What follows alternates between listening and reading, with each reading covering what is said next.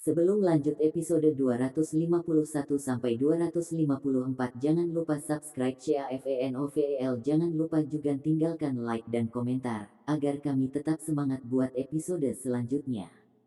Terima kasih. Charlie meragukan Lena. Episode 251. Kenapa tidak? Charlie tersenyum. Baiklah.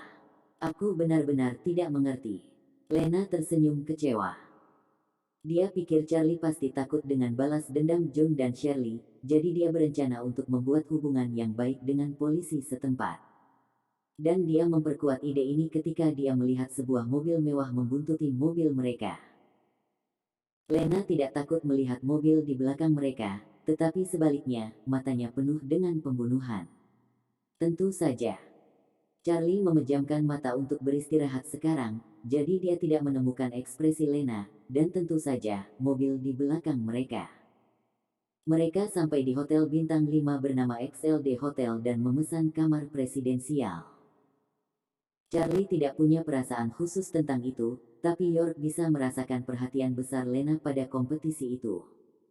Kompetisi dimulai pukul 7 sore berikutnya. Charlie langsung tidur setelah menelepon Janet. Dia sangat lelah dan tidak ingin berlama-lama di sana. Penolakan Charlie membuat Lena kecewa. Dia pikir Charlie masih takut akan balas dendam Jun. Memang anak buah Jun sudah menunggu di luar hotel, tapi karena pengaruh bos XLD Hotel, Jun tidak berani mendobrak masuk dan membuat keributan di dalam. Dia pikir Charlie harus keluar, jadi dia memimpin beberapa orang untuk menunggu Charlie di luar. Saat Charlie bangun, dia mendengar York, yang sedang menonton TV di ruang tamu, mendesah. Memang keamanan kota kita lebih baik. Kota Z sangat tidak teratur. Untungnya, kita tidak keluar kemarin. Apa yang terjadi? Tanya Charlie. 2 orang yang membuat masalah bagi kita di pesawat telah dibunuh kemarin. Mayat mereka telah ditemukan oleh Fishman pagi ini. Jawab York. Charlie mengeluarkan ponselnya dan buru-buru menelusuri berita. Memang, John dan Shirley telah terbunuh tadi malam. Kamu sudah bangun. Apakah kamu ingin sarapan sekarang? Lena keluar dan bertanya. Charlie mengambil telepon lalu berkata, "Ayo keluar." Lena terkejut, tetapi dia segera menyadari bahwa Charlie pasti sudah mengetahui berita itu, jadi dia tidak takut sekarang. Saat York pergi ke kamar kecil, Charlie menatap Lena. John dan Shirley terbunuh. Dilihat dari luka di gambar, mereka dibunuh oleh seorang master yang telah berlatih menggunakan belati setidaknya selama 10 tahun. Charlie menatap mata Lena. Ah, benarkah? Bagaimana kamu tahu itu? Lena terkejut, matanya dipenuhi kepanikan. Charlie menyipitkan mata. Wanita ini tampil sangat baik, hampir membuatnya percaya padanya. Apakah kamu tidak melihat berita hari ini? Charlie masih menatap Lena. Tuan Lu, saya kira Andalah yang meminta seorang tuan untuk membunuh mereka. Lena menarik napas dalam-dalam lalu tersenyum tenang. Dia menyinggungmu, dan dia mematahkan kacamatamu, kata Charlie penuh arti. Hanya sepasang kacamata. Bagaimana aku bisa memasukkannya ke dalam hatiku? Lagi pula, ini kota Z. Apa menurutmu wanita yang lemah bisa memiliki kekuatan sebesar itu? Lena terlihat kesal. Aku tidak bermaksud begitu. Aku tidak akan diborgol jika kamu benar-benar memiliki kekuatan seperti itu. Charlie tersenyum. Ini pertama kalinya dia tersenyum di depan Lena hari ini. Kamu benar. Aku tidak akan membiarkanmu menderita jika aku benar-benar memiliki kekuatan. Lena juga tersenyum. Keduanya tersenyum, tetapi keduanya memiliki pikiran mereka sendiri. Kemudian Charlie mengundang Direktur Biro Kepolisian di kota Z untuk minum kopi. Direktur, Liu, telah menelepon Charlie tadi malam, dan Charlie benar-benar menawarkan 50 juta kepada Biro Polisi, yang bahkan mengejutkan wali kota. Wali kota, Ming Wang, buru-buru memeriksa identitas Charlie, dan kemudian dia secara pribadi menelepon Wade Xie untuk memastikan. Kemudian dia mulai menebak niat Charlie. Sangat jarang bagi Charlie untuk berinvestasi di Science Park. Jika Charlie memutuskan untuk menginvestasikan Science Park lain di kota Z, itu pasti akan menjadi investasi yang signifikan. Padahal kota Z sudah menjadi kota internasional yang maju. Perkembangannya sekarang menemui hambatan, dan tidak akan maju selangkah lagi tanpa investasi kritis, jadi Ming harus sangat peduli dengan niat Charlie. Ming juga sangat memperhatikan undangan Charlie, jadi dia menelepon Liu dan mendesaknya untuk menanyakan niat Charlie. Charlie dan Liu tiba di kedai kopi dan memesan kamar pribadi. Mereka langsung to the point setelah salam singkat. Liu adalah orang yang lugas, jadi dia langsung bertanya kepada Charlie apakah dia datang ke sini untuk investasi. Charlie tahu itu pasti ide wali kota. Itulah alasan Charlie mengundang Liu ke sana. Dia harus memberitahu Ming bahwa dia punya rencana untuk berinvestasi di sana, tetapi waktunya belum ditentukan. Perkiraan titik waktu adalah tahun berikutnya ketika produk baru dibuat. Liu pergi dengan jawaban Charlie. Dia telah merekam percakapan mereka, jadi dia memutar rekaman untuk Ming saat dia pergi mencari Ming. Ming mengangguk setelah mendengar rekaman itu, ragu-ragu apakah dia harus bertemu Charlie akhir-akhir ini. Saat Charlie kembali ke hotel, kata York, "Ini hanya 1 jam sebelum kompetisi. Apakah kamu perlu istirahat?" Charlie menggelengkan kepalanya. "Aku baik-baik saja. Lawan terkuat adalah Ziller Xiao, master peringkat kedua yang aku tahu banyak, tidak jauh lebih terampil daripada Silas Zheng." York senang melihat kepercayaan diri Charlie. Dia mengangguk. "Bagus. Jaga kepercayaan dirimu.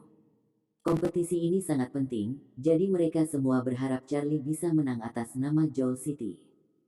Kompetisi ini baru saja diadakan di XLD Hotel." York membawa Charlie dan Lena ke aula kompetisi pada pukul 6 sore. Perlombaan dimulai. Episode 252. Kompetisi judi batu ini, meski tidak resmi, bersifat nasional. Dengan demikian, perhiasan yang tak terhitung jumlahnya diinvestasikan dalam kompetisi, mencoba untuk meningkatkan popularitas perusahaan mereka. Tempat kompetisi begitu besar sehingga bisa menampung lebih dari 1.000 orang. Ketika mereka bertiga tiba di venue, mereka hanya merasakan lautan manusia, yang cukup mengejutkan. Tapi itu juga berisik. Asosiasi Batu di Kota Z adalah penyelenggara kompetisi ini. Karena selalu menjadi yang paling terkenal di dunia batu negara C, kompetisi ini hanya mengundang asosiasi batu dari semua provinsi dan kota untuk ambil bagian. Acara akbar ini disiarkan langsung, dan bahkan perjamuan di luar panggung ada di depan kamera. Mereka bertiga menemukan meja yang mewakili Joel City dan duduk. Dan meja disiapkan dengan minuman dingin, dan beberapa hidangan dingin. "York Huang, apakah kamu satu-satunya dari kota Joel?" Seorang lelaki tua di meja sebelah mengenali York dan menyapanya. Kata-kata lelaki tua itu membuat Lena Lan dan Charlie Chen terdiam. Bagaimana dia bisa mengatakan itu hanya York? Bukankah mereka orang? Orang tua itu punya masalah dengan matanya. York mengerti maksud lelaki tua itu, jelas yang ingin dia katakan adalah Milton Lei dan Todd Yu. Dia melihat bahwa mereka adalah kenalan dan tersenyum, "Ya. Mereka berdua terlalu malas untuk orang tua itu, jadi mereka memberikan tugas ini padaku." Milton dan Todd tidak ada di sini karena Charlie datang ke kompetisi. Mereka sudah berhubungan buruk dengan Charlie dan tidak mau ikut. Pria tua yang berbicara adalah Johnson Wu, master batu paling terkenal dan kuat dari asosiasi batu di kota C. Kota Joel dan kota C sudah dekat. Asosiasi batu sering memiliki beberapa pertukaran, jadi mereka berkenalan satu sama lain. Johnson melihat ke arah Charlie dan Lena, lalu bertanya pada York, "Apakah Anda akan bertemu langsung?" York tertawa, "Tidak. Charlie mewakili Joel City." Kemudian dia memperkenalkan, "Namanya Charlie Chen, dan dia adalah perwakilan kota Joel kami." Johnson agak terkejut dan mengamati Charlie lagi. Dia dan York sama baiknya satu sama lain. Jika York tidak muncul, apakah pemuda ini lebih kuat dari York?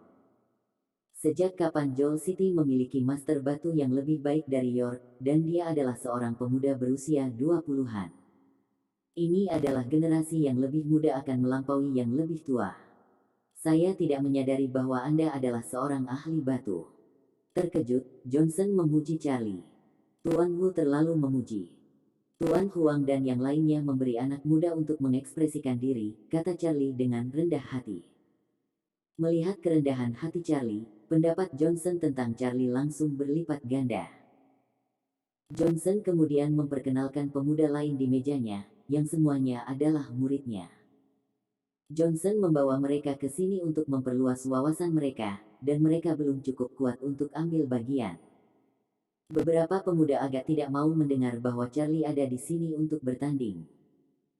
3 dari mereka tampak beberapa tahun lebih tua dari Charlie, jadi sulit bagi mereka untuk membayangkan betapa cakapnya Charlie. Batu judi membutuhkan indera mental yang luar biasa dan mengenal struktur dan bentuk berbagai jenis batu giok dan batu di dunia. Tanpa beberapa dekade penelitian, tidak berharap untuk mencapai banyak. Bahkan yang terpilih tidak bisa semudah Charlie dan bisa menyaingi Master Huang dan yang lainnya. Jadi tidak ada yang optimis tentang Charlie. Beberapa dari mereka adalah kenalan, dan mereka semua jauh dari rumah. Jadi Johnson cukup baik untuk mengundang kelompok York ke meja mereka. Bagaimanapun, masih ada sedikit waktu sebelum permainan dimulai, jadi semua orang minum dan mengobrol. Tapi York dan Johnson yang berbicara, sementara junior lainnya mendengarkan. Dengan mengajukan beberapa pertanyaan kepada Charlie tentang batu-batu itu, Johnson menguji dasar-dasar Charlie. Setelah beberapa pertanyaan, Johnson dan murid-muridnya terkesan dengan pemahaman Charlie tentang batu-batu itu. Bahkan beberapa prinsip yang dianalisis Charlie, Johnson dan York belum pernah mendengarnya. Tidak. Tak satu pun dari mereka mengerti mengapa batu bereaksi seperti itu. Johnson bahkan menanyakan sesuatu yang tidak dimengerti Charlie, meskipun Charlie tidak punya bukti untuk mendukungnya. Tapi baik Johnson maupun York terus menganggukkan kepala, dan mereka berdua merasa bahwa apa yang dikatakan Charlie masuk akal. Melihat kedua tuan itu serakah dengan apa yang dikatakan Charlie, murid-murid Johnson juga yakin.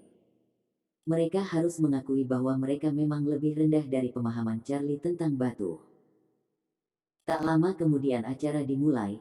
Setelah perkenalan, Ketua The Stone Association di kota Z memberikan sambutan pembukaan. Setelah 10 menit, Ketua berjalan di bawah tepuk tangan meriah. Kemudian, tuan rumah mengumumkan peraturan kompetisi. Aturan kompetisinya sederhana, 64 peserta, 1 lawan dipilih secara acak, 2 lawan 2, 3 putaran 2 kemenangan. Pemenang akan masuk 32 besar, yang kalah akan tersingkir. Mereka yang sudah berada di 10 besar di negara itu tidak harus berpartisipasi dalam pertandingan sebelumnya.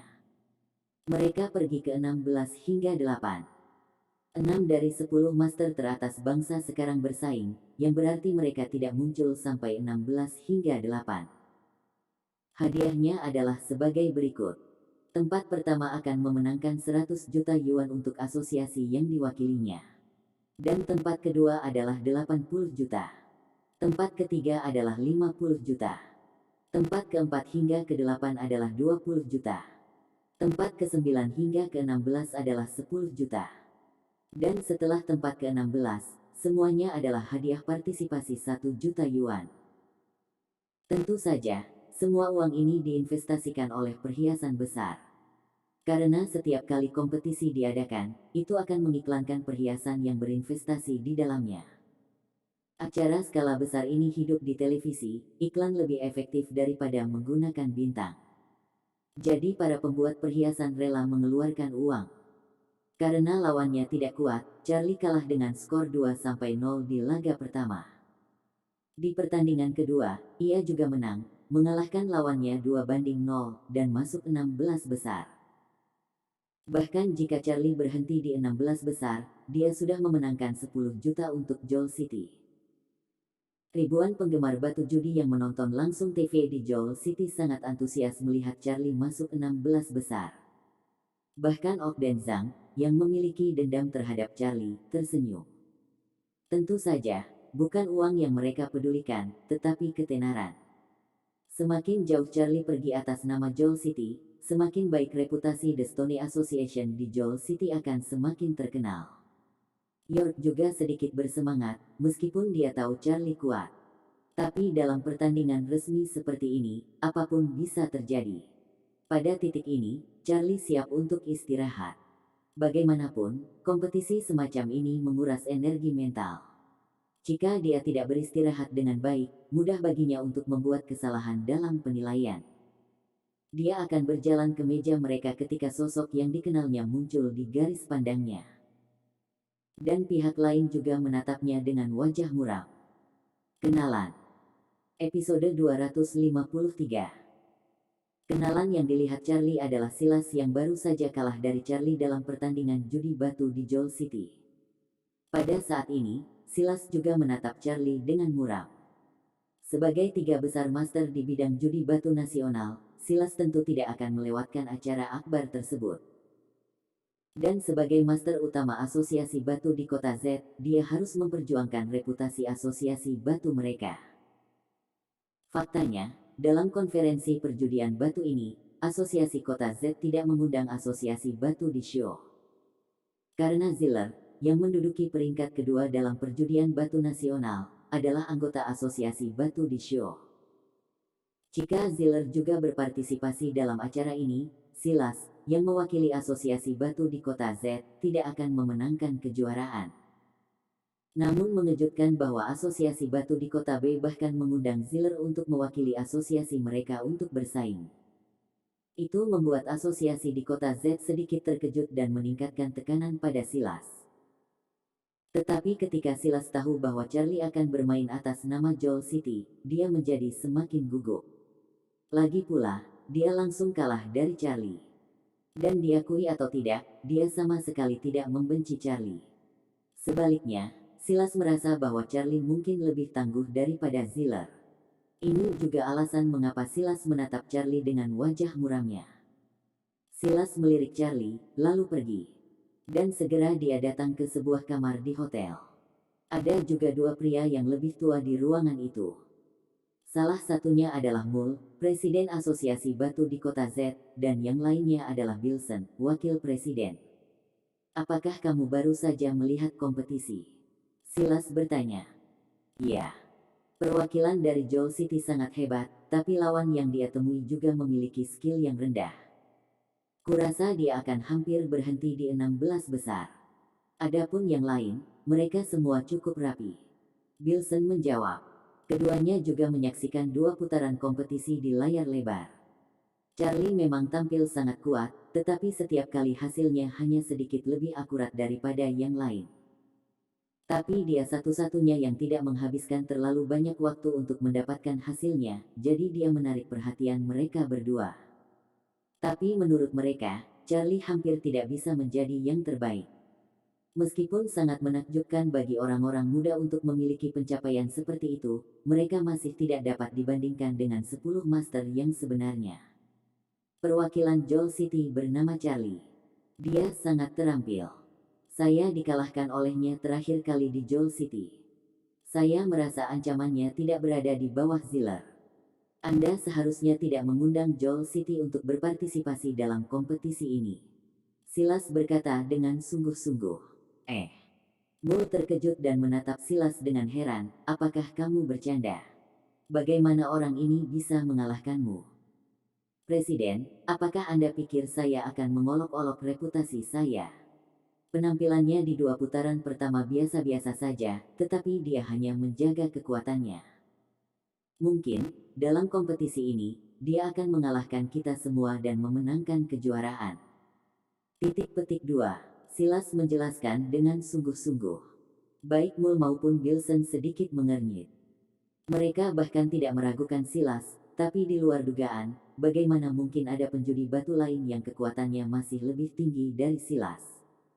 Dan dia masih seorang pemuda berusia 20-an. Ketika mereka mengirim undangan, mereka sudah mempertimbangkan banyak hal.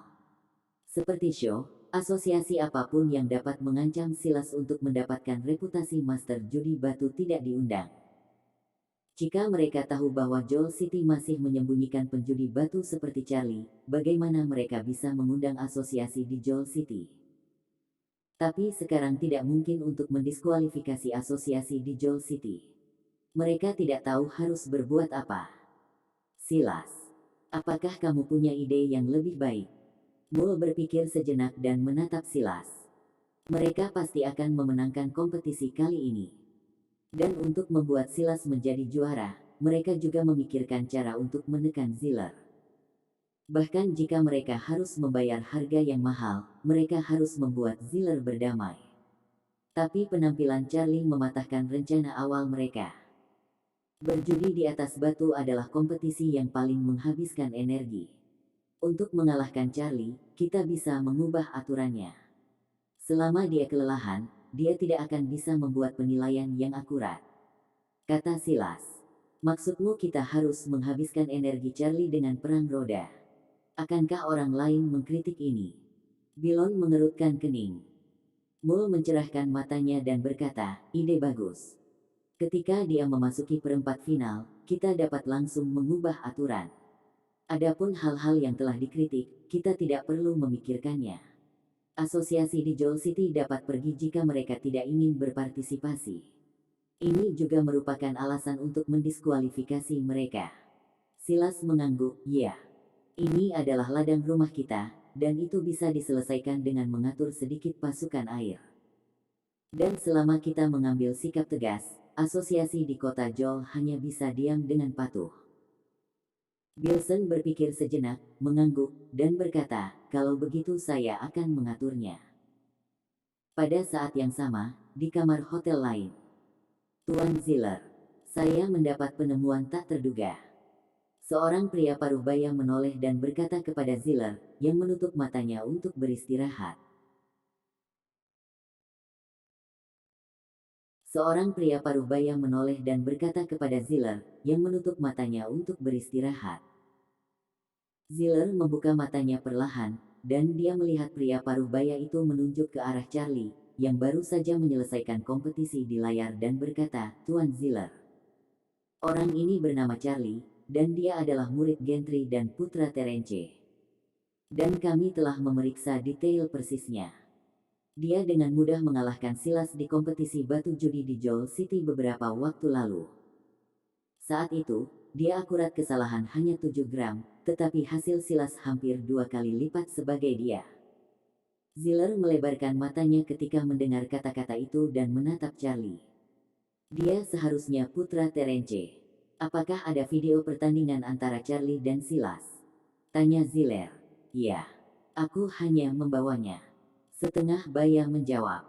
Kemudian dia mengeluarkan disu dan memasukkannya ke dalam soket. Tak lama kemudian, video pertandingan antara Charlie dan Silas muncul di layar. Video itu segera berakhir, dan Ziller tiba-tiba tidak bisa tersenyum. Dari video itu, dia bisa melihat bahwa Silas telah melakukan yang terbaik. Tapi sepertinya Charlie sedang bermain game dengan santai, dan hasil Charlie jauh lebih tepat daripada Silas pada akhirnya. Keterampilan orang ini harus benar-benar diturunkan dari Gentry, atau tidak mungkin mengalahkan Silas. Kata setengah baya dengan Ziller setelah menonton video. Lebih dari itu. Dalam berjudi di atas batu, dia harus jauh lebih hebat dari ayahnya. Ziller menggelengkan kepalanya dan berkata, dia dan Gentry adalah lawan lama.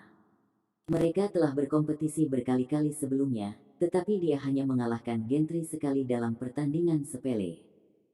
Dalam kompetisi nyata, dia tidak pernah memenangkan Gentry, meskipun kemenangan Gentry semuanya hanya dalam beberapa sen.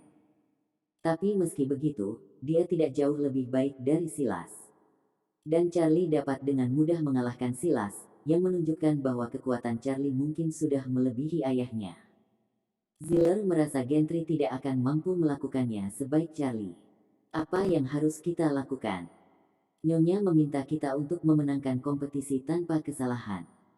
Sekarang Charlie juga berpartisipasi, apakah Anda yakin akan mengalahkannya? Kata setengah baya khawatir. Menang di putaran pertama. Episode 254. Tidak. Ziller menggelengkan kepalanya.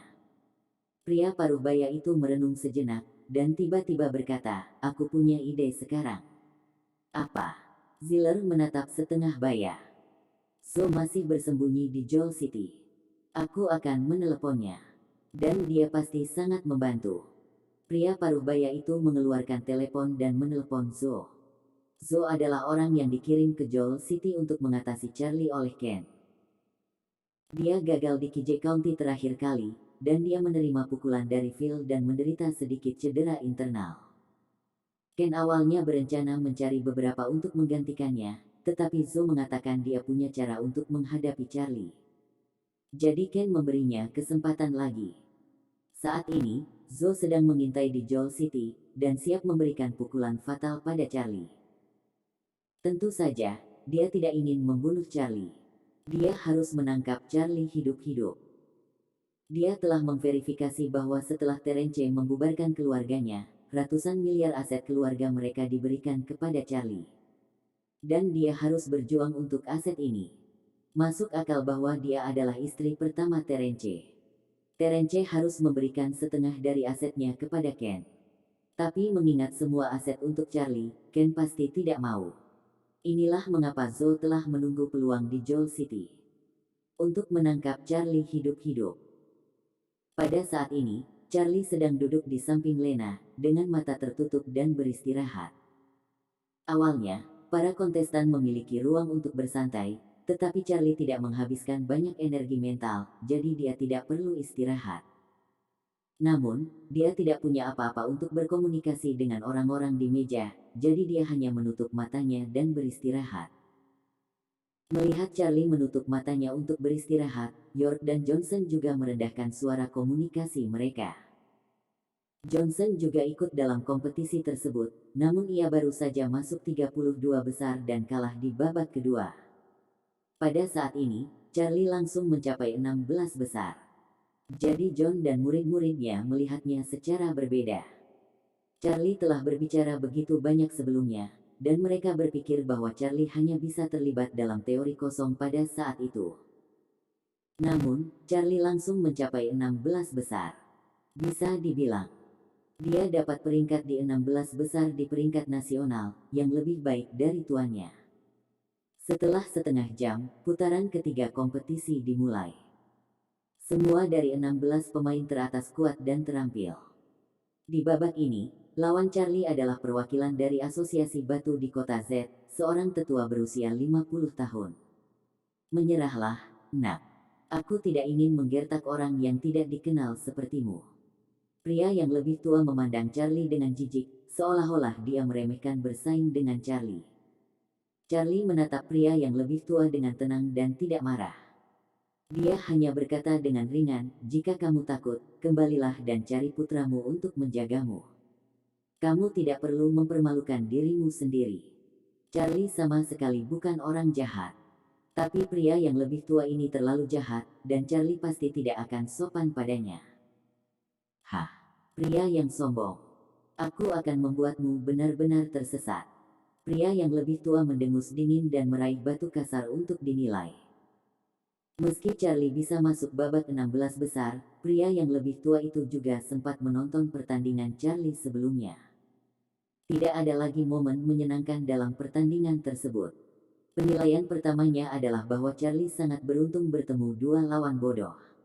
Kalau tidak, bagaimana mungkin Charlie masuk 16 besar di usia yang begitu muda? Dia bahkan curiga Charlie bisa ikut kompetisi karena dia curang sebelumnya.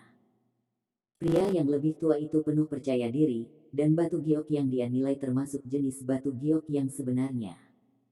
Dan dia menilai dengan kesalahan kualitas 27 gram. Hasil ini cukup bagus, dan benar-benar cocok dengan level 16 besar. Laki-laki, sekarang giliranmu. Pria yang lebih tua itu memandang Charlie dengan bercanda. Charlie tersenyum dingin, mengambil batu giok dengan mudah, dan menimbangnya. Ada mas, 59 gram. Katanya langsung. Melihat Charlie mempermainkan hal sepele seperti itu, pria yang lebih tua itu tertawa. Orang ini benar-benar orang awam. Sampah seperti itu juga bisa berpartisipasi dalam kompetisi judi batu. Bagaimana Presiden Asosiasi Batu di Kota Z mempertimbangkannya? Yang terpenting pemborosan semacam ini ternyata menjadi lawannya di kompetisi 8 besar. Inilah yang membuatnya paling tidak menyenangkan. Staf juga sedikit terkejut, berpikir bahwa Charlie terlalu santai. Dan jika dia menebaknya dengan benar, itu akan sangat jahat. Namun, staf segera menjadi tercengang. Apa yang kamu lihat? Hah? Batu giok jenis apa itu? Berapa gramnya? Laporkan saja. Pria yang lebih tua mendesak dengan tidak senang. Staf pulih dan berkata dengan kaget, ada mas, 74 gram, dengan kesalahan 15 gram. Apa? Apakah kamu mengenalinya? Pria yang lebih tua terkejut dan tidak mempercayai staf sama sekali. Dia berteriak dengan marah dan maju untuk memeriksa. Ketika dia melihat nomor di nampan, dia juga tercengang. Dia mengambil batu giok dan memeriksanya dengan tidak percaya. Hasil Charlie benar. Itu tidak nyata. Bagaimana orang ini bisa menebaknya dengan sangat akurat? Ini sepenuhnya level 3 teratas. Kembalilah untuk menjalani kehidupan pensiunanmu. Kamu terlalu bodoh, kata Charlie bercanda. Lelaki tua itu menatap Charlie, dengan dingin mendengus, masih ada satu putaran lagi. Aku harus melihat apakah kamu masih akan seberuntung itu. Dia bersenandung dingin, lalu mengambil batu kasar lain untuk memeriksanya. Dia butuh waktu lama kali ini, sekitar 20 menit. Kemudian dahinya berkeringat dan berkata, ini juga ada mas, 36 gram.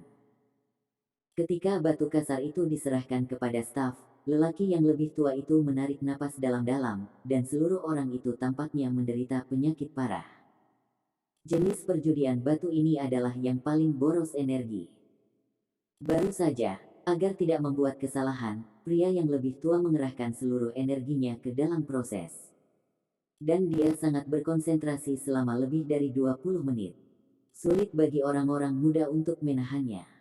Apalagi pria yang lebih tua. Ini ada mas, 56 gram, dengan kesalahan 20 gram. Staf berkata. Charlie mengangguk, dan sebelum pria yang lebih tua itu memprovokasi lagi, dia mengambil batu kasar lagi. Dia menimbangnya di tangannya dengan cara yang sama, dan kemudian berkata, ini juga ada mas, 40 gram. Seperti yang dia katakan, dia melemparkan batu kasar ke tongkat. Seluruh proses hanya memakan waktu 30 detik. Melihat Charlie masih begitu santai, pria yang lebih tua mendengus dingin. Dia tidak percaya bahwa Charlie akan selalu beruntung. Charlie hanyalah orang awam yang tidak tahu cara bertaruh di atas batu. Tidak ada master judi yang bisa menilai hasilnya begitu cepat. Staf juga berpikir bahwa Charlie sedikit main-main, dan dia bahkan menganggap bahwa terakhir kali Charlie pasti menang dengan keberuntungannya. Dia menggelengkan kepalanya dan mulai memotong. Pada saat ini, York, Zo, dan Lena semua menatap staf. Charlie sudah memenangkan satu putaran, selama dia bisa memenangkan putaran ini, dia akan berada di peringkat 8 besar. Ini adalah reputasi yang belum pernah dicapai sebelumnya di Stones Associations of Joel City. Orang-orang di seluruh aula juga memperhatikan staf pemotongan. Charlie tidak hanya mengikuti kompetisi sebagai pemuda tetapi juga masuk 16 besar dan memenangkan babak pertama. Master judi batu tua yang tak terhitung jumlahnya terkejut karena posisinya. Pada saat ini, banyak orang juga datang ke meja York, dan mereka ingin berteman dengan York.